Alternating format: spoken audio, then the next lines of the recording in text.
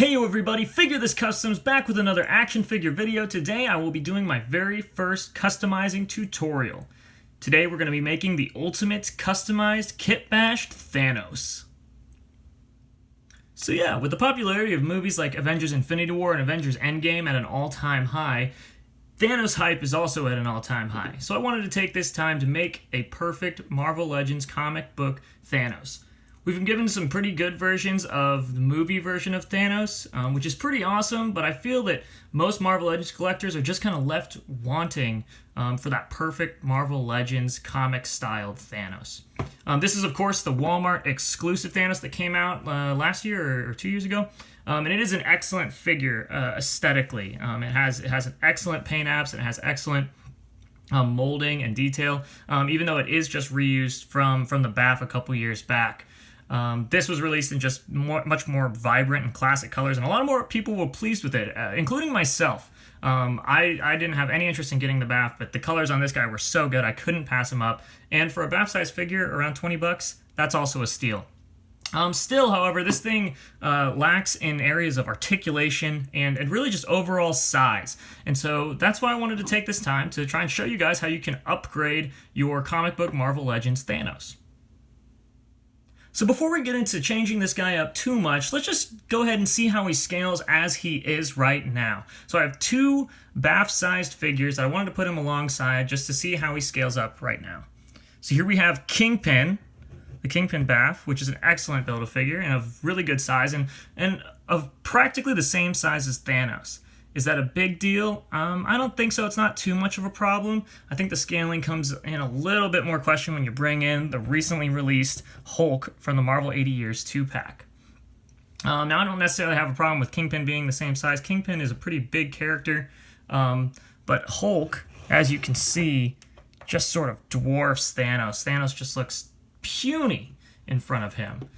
Which I guess isn't entirely inaccurate, but for me personally, I wouldn't mind just a bigger, beefier Thanos.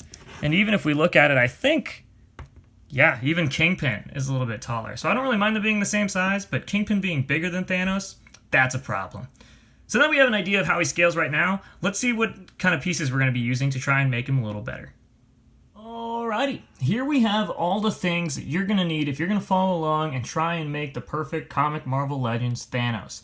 We, of course, have the Walmart exclusive Thanos that we're going to be using most of the pieces from, and we also have these Apocalypse Build-A-Figure pieces that I got off of eBay that we're going to be upgrading to this body. So you're going to start out by needing both of these figures, essentially, if you're going to make this Thanos.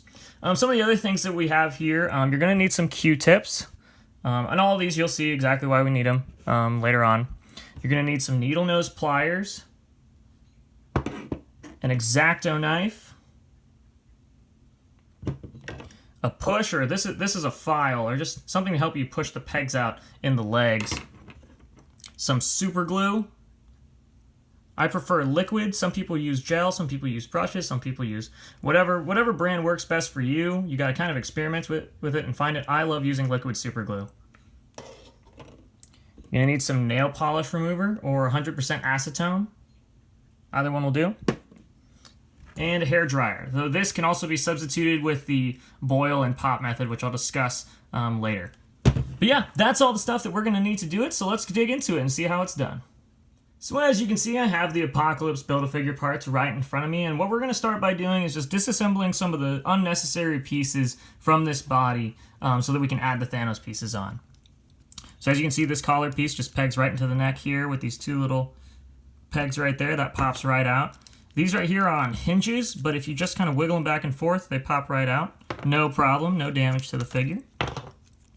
If you pop off the hands, you can get these gauntlets off. The hands can be a little tight, so be careful. Pop those back on for now. Pop that other gauntlet off. And then for the belt, this is where our X-Acto knife is going to come in handy. So you're going to want to take your X-Acto knife, and you're just going to want to drag it carefully along the back end of the belt here. You can really cut it wherever, but I like to cut it kind of in the middle just in case I want to use it later for another project. Be very careful. X-Acto knives are very, very sharp. You don't want to damage the figure, and you don't want to cut yourself, that's for sure. There it is. That came off no problem. So yeah, that was painless enough. Here we have a good base that we can start building our Apocalypse off of. Alright, now that we have all the extra pieces off of the Apocalypse bath, let's try and see if we can't get rid of this gunmetal gray paint. It's a nice detail on the Apocalypse figure, but it's not something we're going to need for Thanos. So what I'm going to suggest doing here is popping off the bath arms first, just so that they're out of the way and you don't get anything on them you don't have to. As you can see, the trunks here, if you look really close, these are molded in this kind of dark granite plastic, whereas the paint is just a close, very close match to that. So that's how you know this is paint, and this is definitely molded in the shimmery blue plastic, and that's what we want. We want to get underneath that. The way we're going to do that is, of course, with nail polish remover.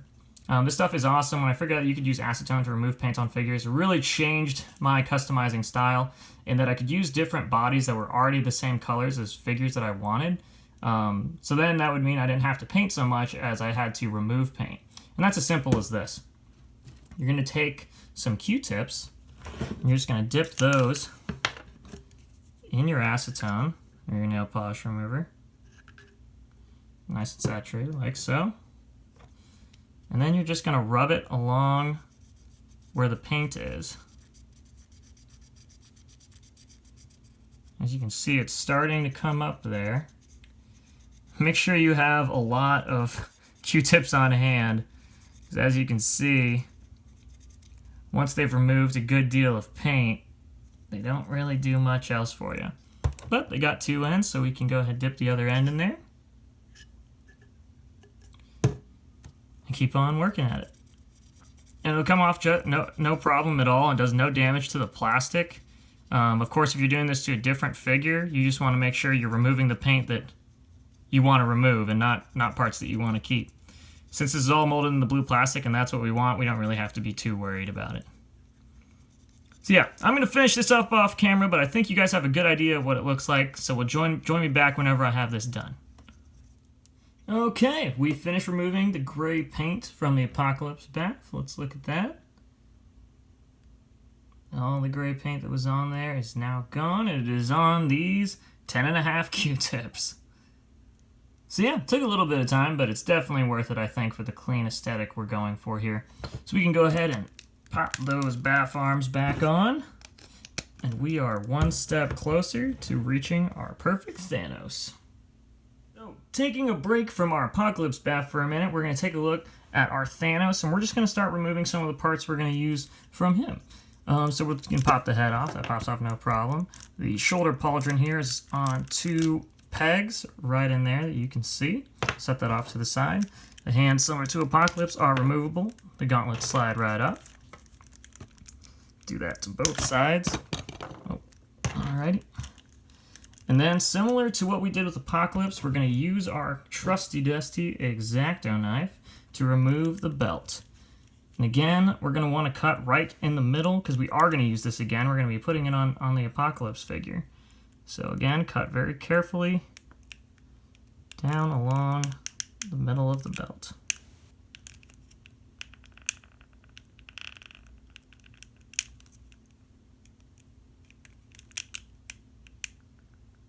Okay. Easy does it. You have to score it a couple of times before you can make it all the way through. Just no problem.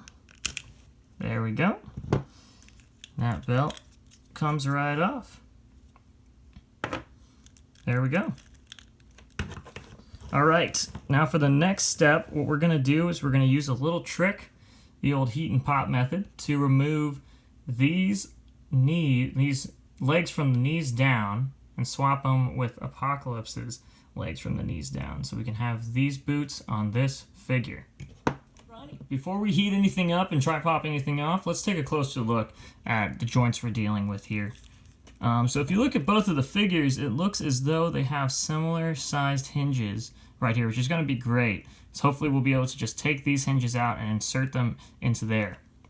And so if you look at the engineering of these figures, it's essentially there's a hinge right here where a peg goes through. You can see the peg right in there, and you can see it on the other side. It is fatter on one side and thinner on the other. So essentially what we're going to be doing is we're going to be using the hair dryer, but you can also use hot water. I prefer using a hair dryer. Some people use a heat gun.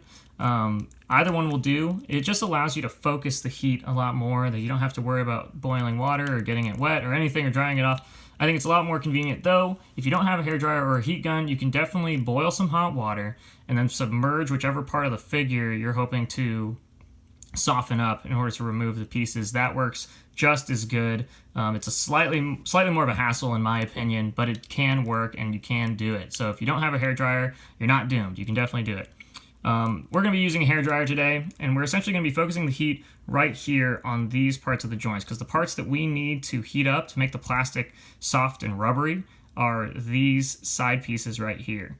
Because we're going to essentially need to poke we're going to use the this here file that I have. We're going to use this once it's heated up, and we're going to poke on the smaller side, this little peg. We're going to hopefully push it out the other side, but we need this to be pretty soft in order to do that, and this is a big joint, so it may take a bit of time. So I'll try heating it up on camera. If that doesn't work, then we'll heat it up off camera, and I'll just explain to you how I did it afterwards. But I'll try and do as much of it on camera as I can. But yeah, so let's try heating this guy up and popping that peg out. I got my hair dryer, and again, we're going to be focusing the heat right here on the back of these knees.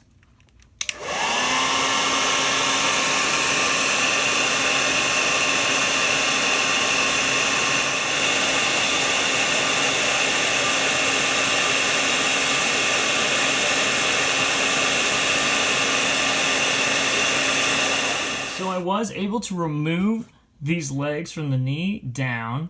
But I did have to end up using a little bit of a trick in order to do that though, because I found that holding the whole figure by itself and heating it up was just taking a little bit longer than normal. Usually it doesn't take more than like 30 seconds to heat up a joint. These joints are pretty big and stuff. But anyway, what I ended up doing was popping off the legs at the thigh, because it still does have Build-A-Figure components, so you pop it off, and then I heated each leg individually, which allowed me to use the hair dryer and rotate the leg so I could heat up the entire component here.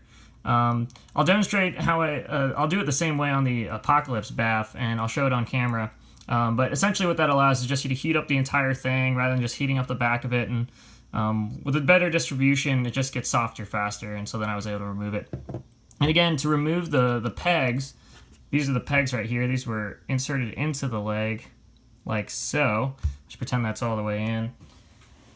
And I used my handy dandy little push here, which is actually just a file, and I just pushed on the, as you can see, there's a fatter side and a slimmer side. There's the slim side, there's the fat side. It went in this way, so you always want to push on the slimmer side, because the fat side was kind of what's holding it in, and so it'll come out like that, kind of like the head on a screw or on a nail.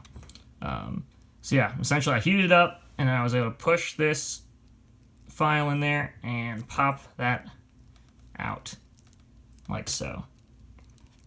And then the leg came out just like that. So we'll do this to the Apocalypse Build-A-Figure as well, and then we'll try and swap these legs on there.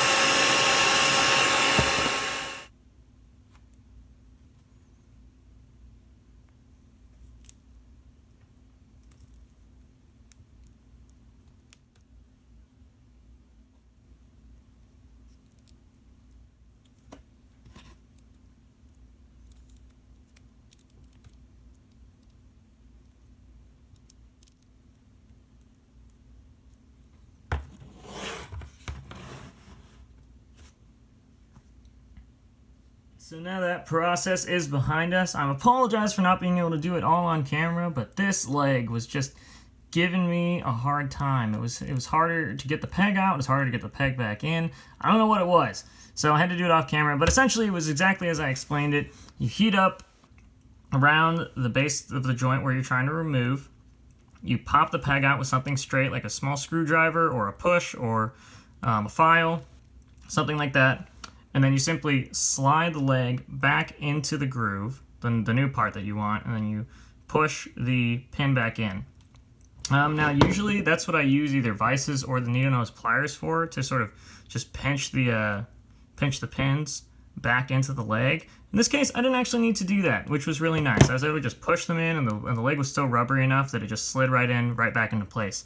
But that's what the needle nose pliers are for. If you need them, you know, better to have them. And if you don't need them, great. So yeah, now that we have these legs on, let's build it with the rest of the bath. Alrighty, so I managed to trim down the belt a bit more to give it a tighter fit around the waist. This is about how much material I took off, if that's any approximation. But yeah, let's go ahead and fit it on the body and just see how it looks. So wrap around the waist again, go around to the back. That's about where it'll sit. Pinch that right there. And yeah, I'm liking how that's gonna sit a lot more. I think it'll still be floating, which I like, just so it won't get in the way of articulation, but it'll also just sit around the waist just a little tighter.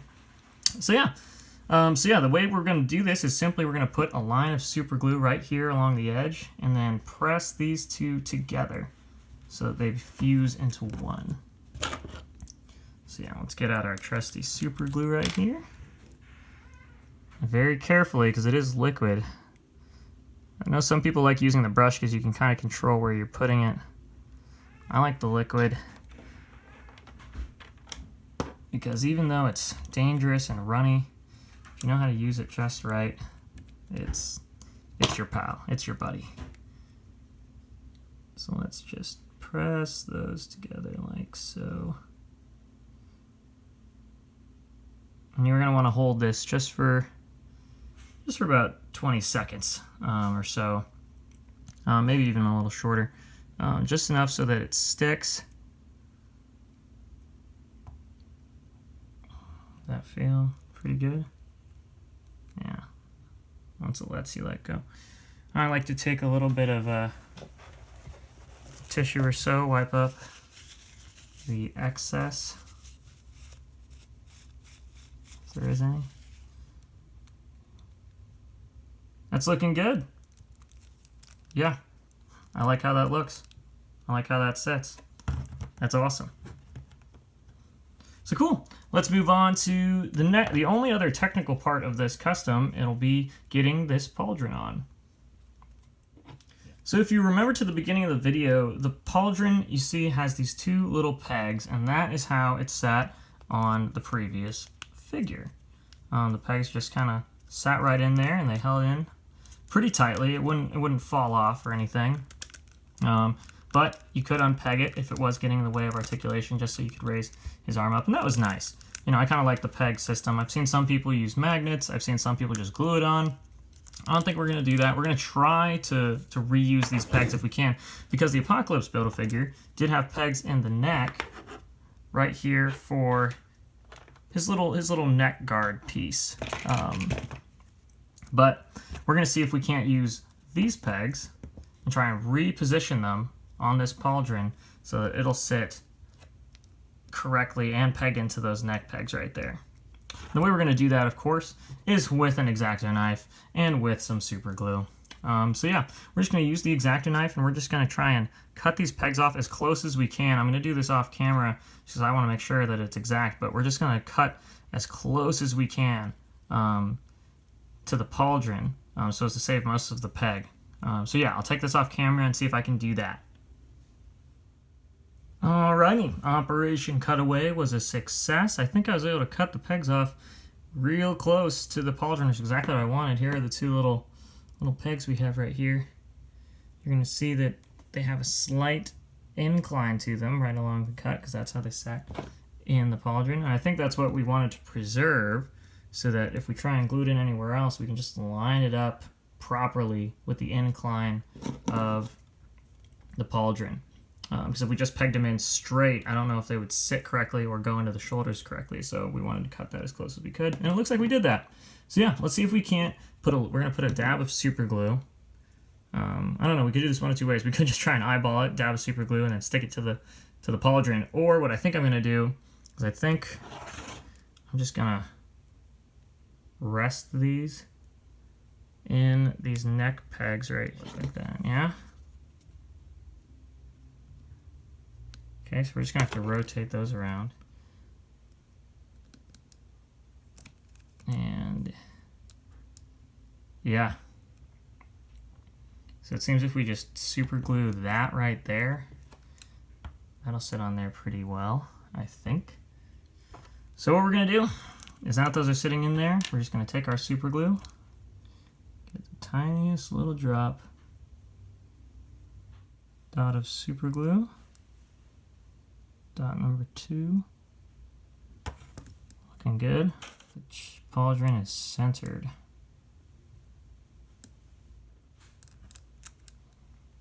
Yeah, that's a lot better. We're just gonna let that sit as it is for right now.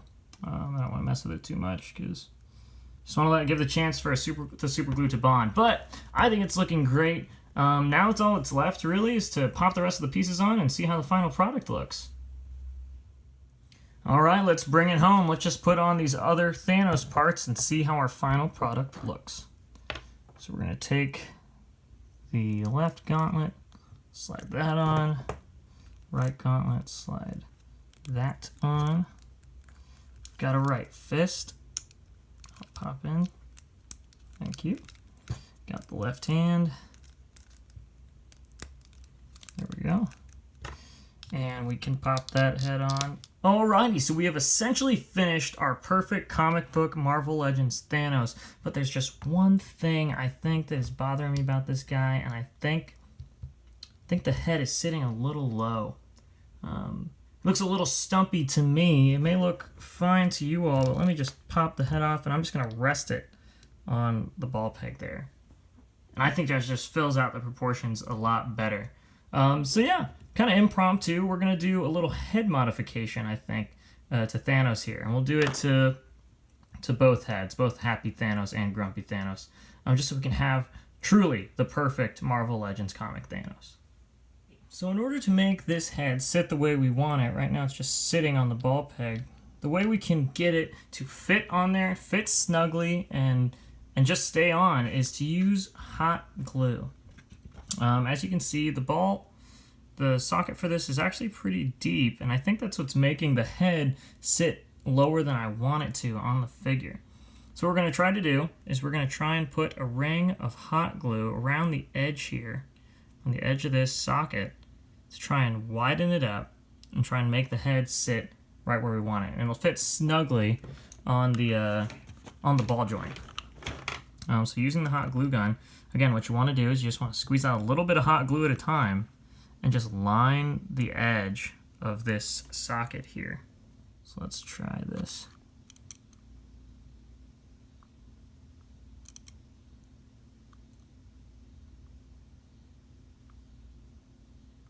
Kind of want to move the hot glue with the tip of the gun to where you want it.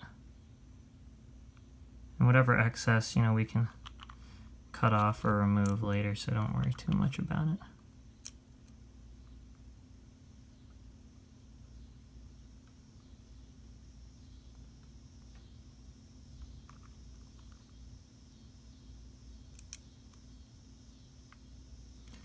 We're just going to want to layer this just a bit so that ball has something to kind of grab onto.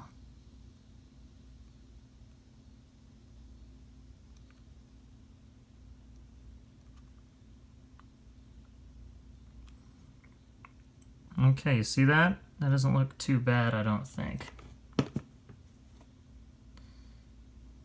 Now we just gotta let this sit and let that set up for a bit. And let's do the same thing to the other head. This is a trick I use on almost all my customs, just because it's quick, relatively easy, and it sits in the head somewhat permanently. I know a lot of customizers just like to use sticky tack or wall mounting putty, and they just stick it in the head and then fit that on the figure. I think that's a good trick as well. That's another trick that is at it's in our arsenal, you know, that you can use as well. So if you don't want to worry about doing this whole hot glue mess, just get some sticky tack, stick it in the head of the figure, and it should stick on the head just fine. I like this as it just actually adds something to the plastic that gives it something to wrap around rather than just something that sticks the head on. So yeah, that's why I prefer the hot glue gun method. But if you don't have a hot glue gun and you have some sticky tack, go for it. So we'll just let that set for a bit and we'll see how they fit on the figure. We've allowed the hot glue to set. It's now a nice firm rubber-esque material. Now we can just try them on the figure. You see that's about where the head sits now. And yeah, I think that's a much better height as far as proportions for this body go. And it actually allows for a greater range of movement in the head in general. Which is all, of course, dependent on how you place the glue. But I think that's awesome. Let's try the other head real quick. Yeah, I think it just fills this guy out just perfectly. So yeah, there you have it. I think we finally have our perfect comic book Marvel Legends Thanos. And now that he's on this newer and bigger buck, let's see how he scales with some of those figures we scaled him next to in the beginning of the video. Here he is next to the boys from the beginning. We have Hulk from the Marvel 80 Years 2-pack and the Kingpin Build-A-Figure. And I think this is just the perfect size and height and build for Thanos. Just look at that. Check out that height comparison next to Hulk. He's much, much closer in height and in bulk to him. I think that is just perfect. I think Hulk should be bigger, but I think Thanos should just be able to go toe-to-toe with him a little bit more just in size and bulk. And he should definitely be bigger than Kingpin. I mean, come on. This is Thanos we're talking about. Kingpin's a big guy, but he's no Thanos. But yeah, let's take a look just at some of the articulation upgrades I think we got with this new body. Alright, in the ways of improved articulation, because the head sits higher, we technically have a bit more articulation in the head. We have head tiltage where we didn't before. We still have the neck and hinge, just like we wanted. Of course, this pauldron is removable. Just give it some. There we go. Pauldron is removable. If you like that sort of thing, it won't get in the way at all. Put that back in there. The arms can still hinge out. I think just about as high, if not a little higher than the previous. Just about the same height as the previous figure. He has the bicep swivel, the same as the other figure had. This figure can bend his elbows in 90 degrees though, which this figure just could not do with his gauntlets on and everything. So even with the gauntlets on, he can still get his elbows in 90 degrees. That's awesome. He has the hinge and swivel at the wrist. That works just fine and dandy. The crunch, he has an excellent crunch forward, where the previous Build-A-Figure just only had that. That's all you were working with. He can crunch back very well as well. And again, the previous Build-A-Figure didn't even have a crunch back, as embarrassing as that is. He has waist swivel. There we go. It was a little tight. Here's that waist swivel. And then he can do the splits out really far. This is where the Build-A-Figure really lacked the Thanos one. His hips just could not really move out at all. And that's without the belt or anything getting in the way. That was just the way the figure was made. That was probably my most disappointing part of this figure, is his legs just couldn't move out at all. He kind of just always had to be standing. Yeah, so this figure can get far more dynamic poses. He has the thigh cut, just like the other figure. Double jointed knees that work just about as good, definitely better, I think, than the previous legs on the Thanos figure. He has the boot cut, which carries over Thanos figure. It's actually useful now since he can move his legs out. He has the ankle tilt and hinge.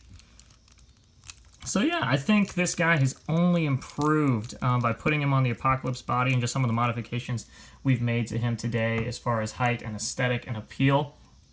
But yeah, you got to decide for yourself. You know, is this something that you think is worth the time and investment to do? You know, do you have a Apocalypse Build-A-Figure just lying around to do this to? Or are you willing to invest the money into it? If you don't have any of the stuff you have right here, that I have right here, right now, this is going to be easily over $100 build, honestly. If you're starting completely from zero, like if you don't have the Walmart exclusive Thanos, or if you don't have any of the Apocalypse Build-A-Figure pieces, this is easily going to be over $100 build, because it cost me about $70 to get just the Apocalypse Build-A-Figure pieces. I already had a Walmart exclusive Thanos, but those go around about $30 to $35 on eBay, I think. So this would easily be over $100 build if you were starting from scratch. If you have an Apocalypse Build-A-Figure or just some pieces that you aren't using, you can get the other ones relatively cheap. And if you have a Thanos that you're just wanting to upgrade, you can just use that, you know, so saving that money where you can. But honestly, I think this is totally worth it, and definitely something everyone should try at the very least. I think this is a pretty simple customizing project for anyone to do. You know, there's no painting, there's no sculpting, nothing super complicated like that. And I just think it really adds to the figure. I think this will be just my definitive Thanos in my collection for sure, where I was just kind of making do on this old body. It looked great, but didn't function very well, and I'm definitely a function over fashion kind of guy. And of course, you gotta get at least one shot of Thanos all happy with his Infinity Gauntlet. I'm super pleased. Thanos is super pleased. I hope you guys are super pleased. Let me know what you guys thought of the tutorial. I want to do a bunch more of these in the future. So just, you know, let me know what you guys thought. I really appreciate you guys watching. And now, just for kicks and giggles, let's see how this guy looks next to some of my favorite figures in my collection. First up, here he is next to my customized Marvel Legends Build-A-Figure Apocalypse and Marvel Legends Juggernaut. And here he is next to my Kit Bash Custom Marvel Legends Black Widow and my Kit Bash Custom Marvel Legends Hawkeye. And here he is next to my Custom Marvel Legends Thor and my Custom Marvel Legends Captain America. And here he is next to my DC Superheroes Custom Jim Lee style Batman and my Custom Marvel Legends style Hush. Here he is next to my Custom Mezco style Superman and my Custom Mezco style Nightwing. These are both for sale on my eBay. I'll put the link to the page in the description below. And here he is next to my Custom DC Multiverse Rebirth style Batman and my Custom Marvel Legends Catwoman. Fun fact, I'm getting married this weekend because my fiance is awesome. These are going to be the wedding toppers to our cake. And here he is next to SH Figuarts Dragon Ball Z Piccolo and Goku. And here he is next to my Custom Mezco style Bane and SH Figuarts Dragon Ball Z Super Boo. And here he is with my Custom DC Collectibles Telltale Series Batman and 1000 Toys Hellboy. And here he is with my Custom Mezco Big Boss and my Custom Mezco Metal Gear Frank Castle.